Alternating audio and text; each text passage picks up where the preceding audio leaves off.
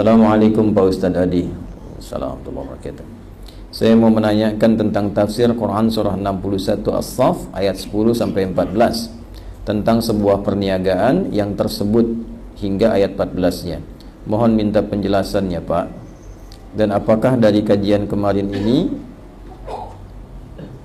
bermuara pada Quran surat As-Saff ayat 10-14 tersebut? Terima kasih. Assalamualaikum warahmatullahi wabarakatuh. Waalaikumsalam warahmatullahi wabarakatuh. Quran surah ke-61 As-Saff di ayat 10 sampai 14. Intinya Allah Subhanahu wa taala memberikan arahan dan motivasi kepada kita untuk bisa mengatur kegiatan kita sehingga memiliki nilai dunia dan akhirat yang terbaik. Ya ayyuhalladzina amanu, hai semua orang yang telah menyatakan beriman. Dan motivasi ini, arahan ini ditekankan oleh Allah kepada orang yang punya iman. Rumus tafsir mengatakan begini: jika ada ayat dalam Al-Quran dibuka dengan kalimat iman, maka di situ iman kita dipertaruhkan. Apakah keadaan imannya kuat atau lemah? Contoh, ada ayat yang pertama dibuka dengan iman, itu surah Al-Baqarah ayat 3. Alladzina yu'minuna bil ghaibi wa yuqimunas. Orang-orang yang beriman itu, yang punya ciri takwa, adalah orang yang mampu meningkatkan sholatnya. Nah, sholat itu indikator keimanan pertama. Semakin kuat sholatnya, ini menunjukkan semakin kuat imannya. Semakin lemah sholatnya, malas sholatnya, ini menunjukkan semakin lemah imannya. Dan saat menunaikan sholat, imannya dipertaruhkan. Artinya kalau ada orang mengaku beriman, ngaku muslim, tapi tidak sholat, maka dipertanyakan keimanannya. Karena itu kata Nabi, atau kama qala Rasulullah sallallahu alaihi wasallam, al-farqu bainal mu'min wal kafir tarkus sholat. Perbedaan antara orang yang sudah beriman dengan yang belum, itu dilihat dalam sholatnya. Orang beriman itu pasti sholat. Orang belum beriman, itu tidak sholat. Jadi kalau ada orang mengaku beriman, tidak sholat, dipertanyakan keimanannya. Itu rumus. Ada ayat akhlak dibuka dengan iman. Maaf, contoh Quran surah 49 di ayat yang ke-11. Ya ayyuhalladzina amanu la yaskhar qaumun min qaum. Hei orang-orang yang telah merasa beriman, jangan saling mencela. Artinya kalau ada lisan orang beriman, mengaku beriman, digunakan mencela orang lain, maka pada saat yang bersamaan dia sedang merendahkan imannya. Awas, hati-hati. Karena itu kata Nabi apa? Perkara lisan. Man kana yu'minu billahi wal yawmil akhir, falyaqul khaira au liyasmut. Siapa yang merasa beriman pada Allah dan hari akhir, maka imannya akan menuntun lisannya berkata yang baik. Kalau tak bisa mengeluarkan yang baik, dia diam. Jadi dalam Islam itu perkara bicara saja itu menentukan iman. Orang beriman itu terukur bicaranya. Ada manfaat, ada kebaikan. Jadi kalau ada orang mengatakan beriman, seringkali keluar kotor dari lisannya, ini menunjukkan ada persoalan dalam imannya. Nah, ayat ini di As-Saff Quran surah 61 ayat 10 sampai 14 itu dibuka dengan kalimat iman. Ya ayyuhalladzina amanu hal adullukum ala tijaratin tunjikum min adzabin. Hei orang-orang yang beriman, mau nggak aku tunjukkan? Ini bahasa balaghah. Ya Allah pasti tunjukkan pada kita. Cuma kita mau ngambil nggak? Ya, biasanya kalau ada ayat begini, ini menunjukkan kepada orang yang sibuk dengan dunia. Atau orang yang belum punya orientasi yang fokus, ya, sehingga perlu ditunjukkan lagi supaya tahu arah. Contoh begini nih, maaf ya, ini subuhan. Bapak Ibu kalau ada tawaran begini, ikut subuh atau ikut maraton yang dimulai di waktu subuh. Kalau maraton dapat 1 juta, kalau subuhan dapat ilmu. Pilih mana, maraton atau subuhan? Masa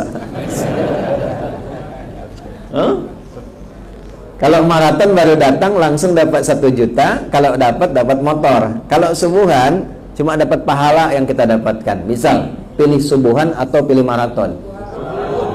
Masa dua-duanya. Masya Allah, subuhan sambil maraton. Selalu begitu kan manusia kan. Nah, karena itu butuh motivasi kuat untuk mengalahkan motivasi maraton tadi. Maka turunlah ayat-ayat seperti ini untuk meluruskan cara berpikir kita. Apa yang akan antum dapatkan dengan uang 1 juta itu, dengan motor itu? Sedangkan ajal pun ada di hadapan kita. Bagaimana kalau sedang maraton itu baru berangkat, kemudian malaikat maut tiba, ajalnya tiba, wafat seketika. Baru berangkat, baru bergerak kaki, tiba-tiba meninggal. 1 juta motor tidak diraih. Yang dapat apa? Kematian. Sekarang pilih mana? Wafat di masjid, wafat maraton. Wafat dalam keadaan sujud, wafat dalam keadaan lari meninggalkan sholat. Pilih mana? Bagi orang beriman, keinginan terbesarnya wafat dalam sujud. Nah, itu mesti terpatri dalam jiwa. Kalau tidak ada itu, nggak ada motivasi untuk ke masjid. Setelah itu Allah tambahkan di kemuliaannya. Engkau kan yakin aku yang punya rizki, aku yang punya petunjuk, aku yang punya segalanya. Kalau engkau mau datang ke masjid saja, belum sholat subuh, baru sholat sunnah, aku berikan yang lebih baik daripada dunia dan seisinya. Rak'atul fajri khairum minad dunya wa ma fiha. Pilih mana? Motor atau dunia dan seisinya? Makanya, loh, tapi mesti yakin. Kalau nggak yakin nggak akan dapat, Pak. Bab iman itu yakin. Kalau nggak yakin nggak dapat. Makanya sahabat dulu itu memperbaiki tauhid sebelum amal. Kalau tauhidnya kuat, semua dinilai pakai iman. Kalau sudah pakai iman, sami'na wa ata'na, selesai. Sekarang itu kebanyakan sami'na wa nanyaina. Kami dengar, kami tanya. Karena banyak nanya, amalnya sedikit. Orang dulu banyak dengar, banyak amal. Imannya sudah kuat. Karena itu apapun yang dikerjakan, nggak ada ceritanya nggak sukses. Nggak ada ceritanya. Yang jadi diplomat sukses, yang dagang sukses, dan semua pada tingkat tertinggi. Pada tingkat tertinggi, nggak pernah ada yang rendah. Kalau kaya, kebangetan kayanya. Betul, kalau pintar, kebangetan pintarnya. Sahabat-sahabat dulu setelah berislam, yang berilmu ya, yang fokusnya di bidang ilmu, itu belajar bahasa itu Pak, menguasai bahasa asing, cuman 3 hari Pak, Bu. 3 hari langsung pintar. Ibnu Mas'ud, Ibnu Abbas itu belajar bahasa Persia cuman 3 hari. Kalau kaya, nggak tanggung, kebangetan kayanya. Kan urutan tertinggi, kaya, kaya banget, kebangetan kayanya.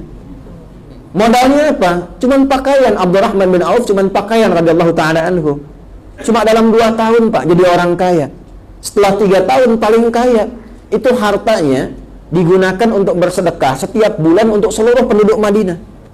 Yang nggak punya pekerjaan dikasih modal, yang sudah nggak kerja disantuni, dan yang lainnya dihadiahi. Semua penduduk Madinah dapat kebagian hartanya setiap bulan. Sultan tuh, real Sultan Madinah. Ada nggak yang seperti itu tuh? Ya itu pakai iman. Nah sekarang Allah sentuh iman kita. Dipertanyakan keimanannya, kalau tidak mengikutinya.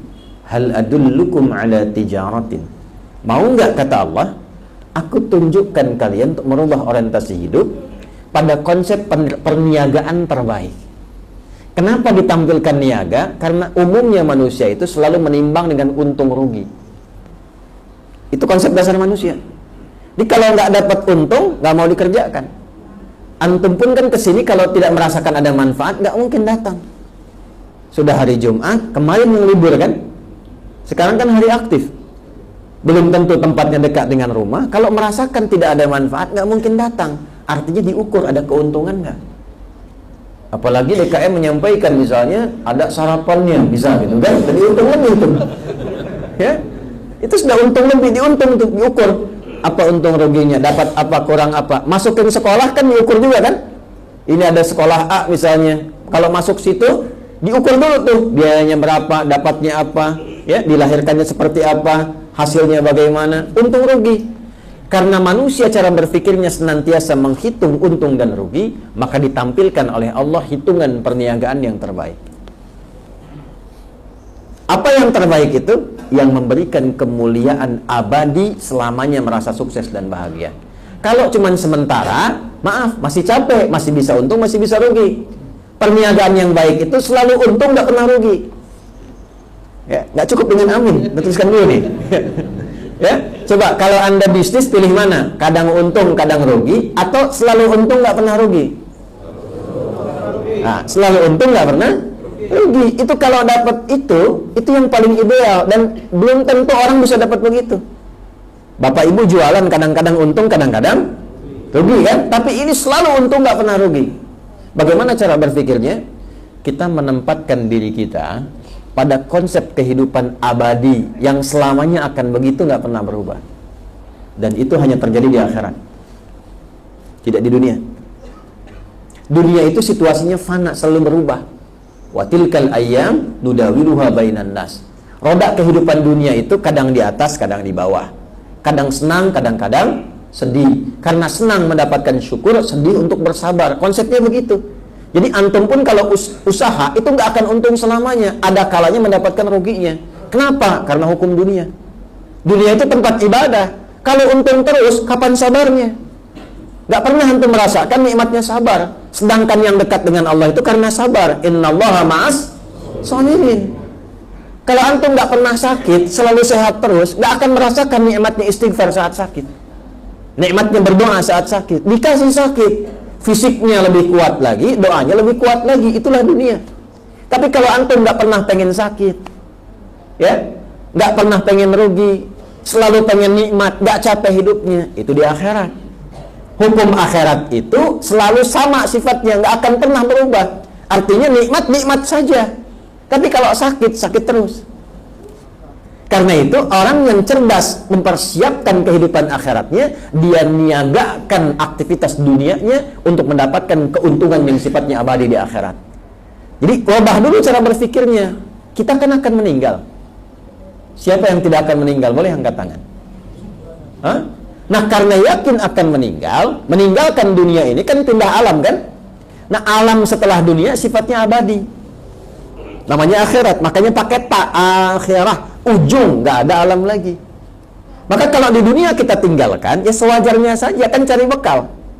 Orang cerdas adalah orang yang menyiapkan akhiratnya, karena disitulah kehidupan abadi dia. Jadi kalau dia siapkan bekal sekarang, bekalnya banyak, bawa ke akhirat, kaya di akhirat, kaya terus, gak akan rugi. Itulah perniagaan yang sesungguhnya. Tapi kalau nggak disiapkan bekal, terlena di dunia, kan ditinggalkan dunianya. Akhirat gak akan ditinggalkan lagi, dunia ditinggalkan. Karena minim bekal akhiratnya, fakir dia, fakir akhiratnya. Maka rubah cara berpikir dia. Kalau yakin memang akan meninggal, maka siapkan bekal untuk pindah tempat. Antum dari rumah tadi kan, pengen pindah sementara ke sini untuk ikut taklim. Bukankah butuh bekal? Kalau nggak ada bekalnya, belum tentu nyampe ke sini. Nggak ada kendaraan, lambat nyampenya.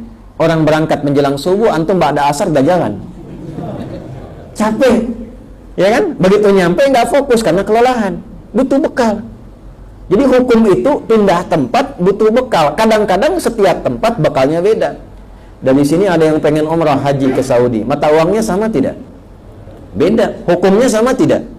Baru antar dunia, hukumnya sudah beda. Sekarang akan meninggalkan dunia. Jangan berharap hukumnya sama. Karena itu bekalnya pun pasti beda. Jangankan di akhiratnya, masuk kuburan nanti, maaf ya, dari dunia ke alam kubur, bekalnya nggak akan sama.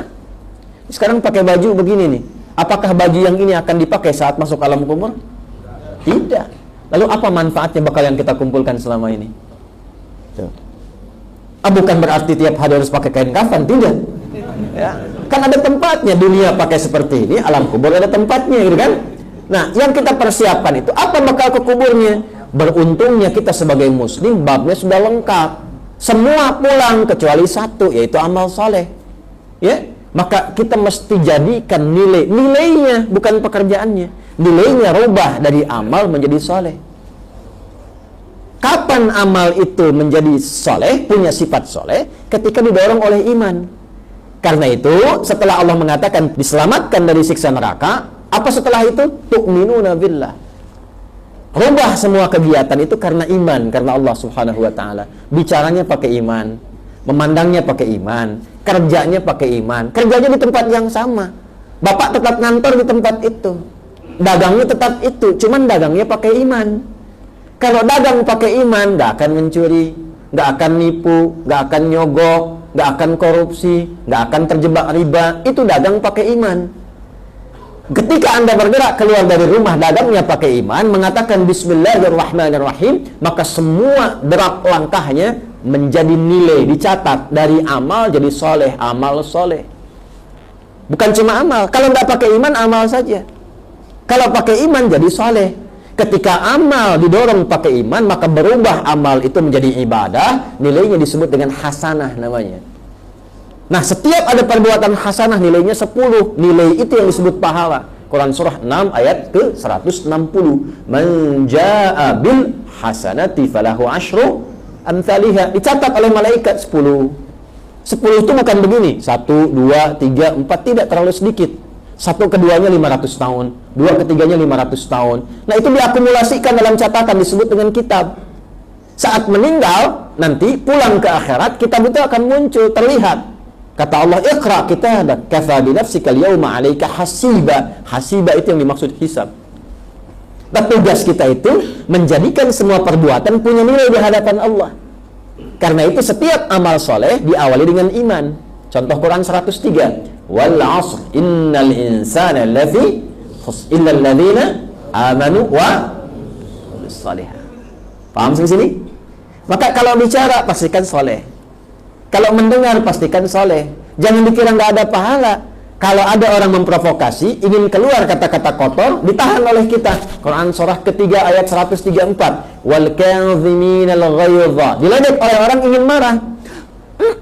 Tahan. Nggak jadi itu dituliskan pahala 10 kebaikan.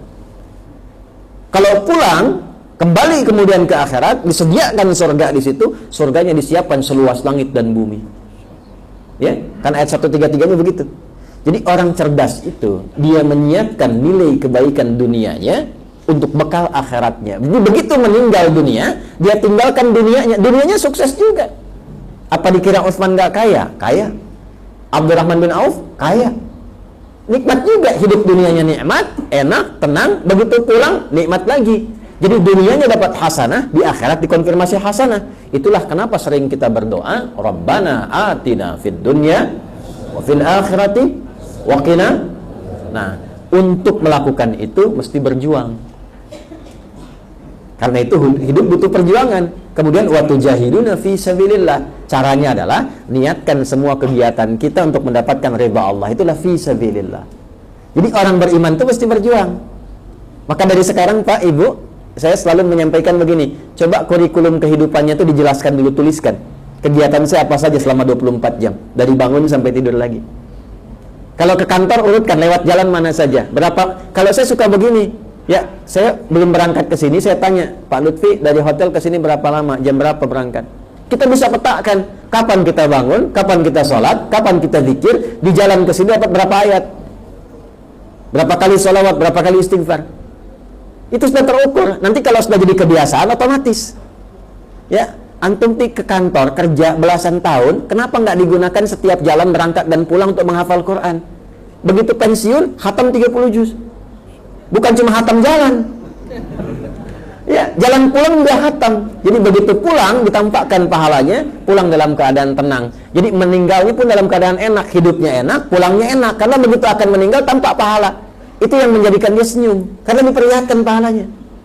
Ya, itu yang dimaksud Quran surah 89 ayat 27 sampai 30. Ya ayyatuhan nafsul mutmainnah, irji'i ila rabbika radiyatan mardiyah, fadkhuli fi ibadi wadkhuli. Nah, wadkhuli jannati itu ditampakkan keindahan-keindahannya. Di orang saleh itu ketika akan meninggal ditampakkan hasil amalnya, itu yang dimaksud wadkhuli jannati. Makanya pulangnya ada yang senyum, ada yang sujud. Ya, Masya Allah. Semoga kita termasuk digolongkan orang-orang demikian. Allahu a'lam bishawab.